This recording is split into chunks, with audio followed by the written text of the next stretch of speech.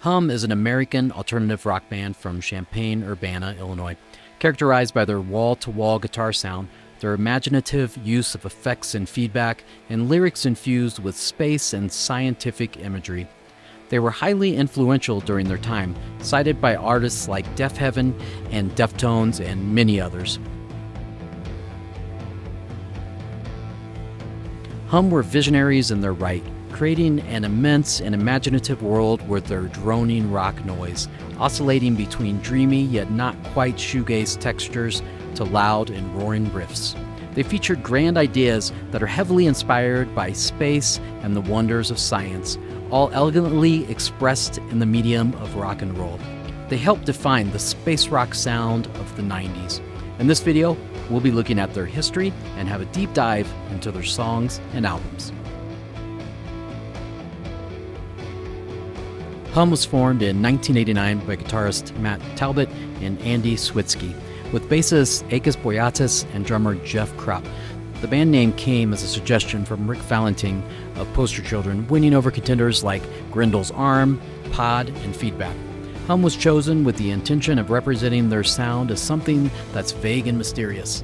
They released their first demo, Kissing Me Is Like Kissing an Angel, that year, a cassette-only release that was recorded with the help of Steve Albini in their basement studio. By this point, Switzky was the group's primary singer, guitarist, and songwriter. Their debut album, Fellatio, was released by local label 12-Inch Records. The album would be much different from anything that Hum would release since, with fast-paced riffs and a looser style, more along the lines of garage rock or post-hardcore than anything they would later put out. Songs like Spacefuck and Formaldehyde are raw, laid-back, and scrappy. Other notables include Staring at the Sun and Kind of Night, which are loud and beefy, while Lips Saga is a little more subdued. The record definitely shows some of the band's growing pains. It shows their potential, but only reveals a peak of their later brilliance. Hum would go through a lineup change during this time, due to personal commitments and creative differences. Andy Switzky left, leaving Talbot as Hum's main singer-songwriter. Jeff Dempsey and Tim Lash came in to take up the bass and guitar duties, respectively. Brian St. Pierre would replace Jeff Kropp on the drums. This group was the first solid lineup for Hum, who then released their sophomore album, Elektra 2000, in 1993. Elektra 2000 was where Hum started to hone their epic, otherworldly guitar sound. Songs started stretching in length and exhibiting more control and restraint. The opening track, Ironclad Lou, starts slow and unassuming, but later explodes into a blast of crunchy guitars and dynamic rhythms.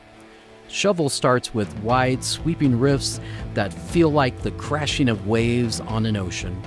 Talbot's vocals shift between gritty and composed, weaving through each song's soft and loud parts. And it was also here where he infused the space and science imagery that's now a staple of Hum. Elektra 2000 may not be their most successful album, but it laid the foundation for the band's sound and future work. The band toured with acts like the Jesus Lizard and Shellac during this time, as well as big-name outfits like the Smashing Pumpkins. This exposure, along with the successful distribution of Parasol Records for their previous album, led them to be signed by RCA Records. They worked with producer Keith Cleversley for their first major record debut, You'd Prefer an Astronaut, in 1995.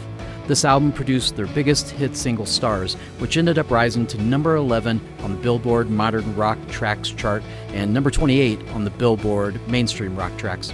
They would also gain a boost in popularity with the promotional appearances on The Howard Stern Show, Space Ghost Coast to Coast, as well as their hit video being featured on Beavis and Butthead.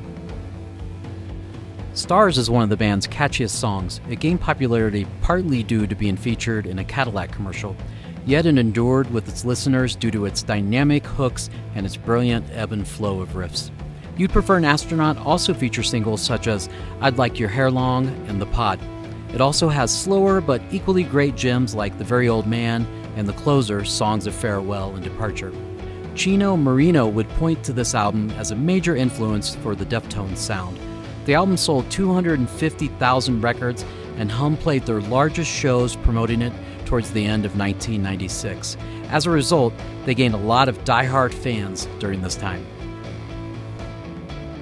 For their fourth album, they teamed up with Mark Rubel to produce Downward is Heavenward in 1998, which is a further refinement of the previous record. It has big riffs and bigger ideas all the way through. Talbot upped the ante with this record, growing bolder and more ambitious with its songs and symbolisms. In Isle of the Cheetah, he talks of love that's eternal, one that lingers on years after its inception.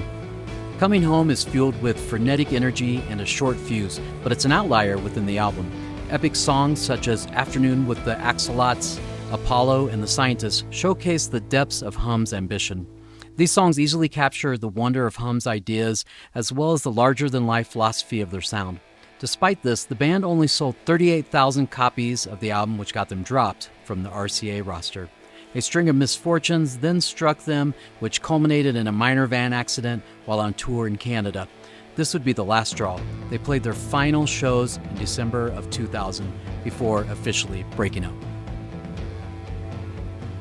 Talbot formed the band Centaur with local musicians Derek Niedrenhaus and Jem Kelly, while the others did their own side projects and spent time with their families.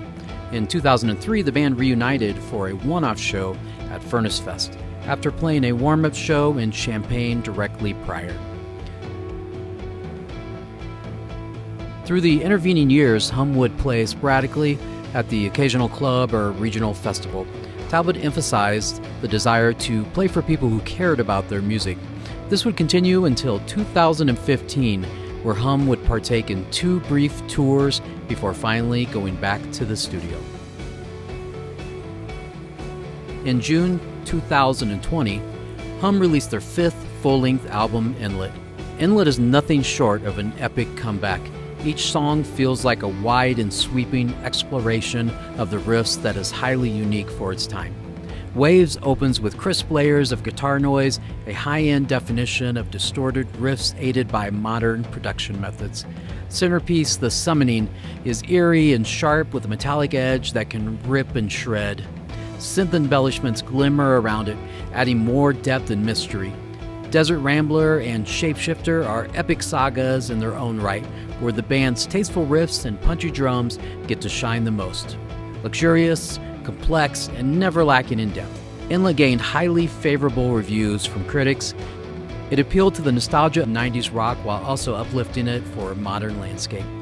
Reviewers commended the album for its weighty and emotional riffs, grand and expansive yet still accessible.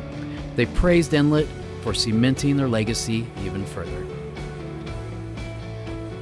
Hum is one of those bands that dare to explore and expand the capabilities of the guitar. They paved their own path and in turn sparking their listeners' imaginations with sprawling soundscapes and massive ideas.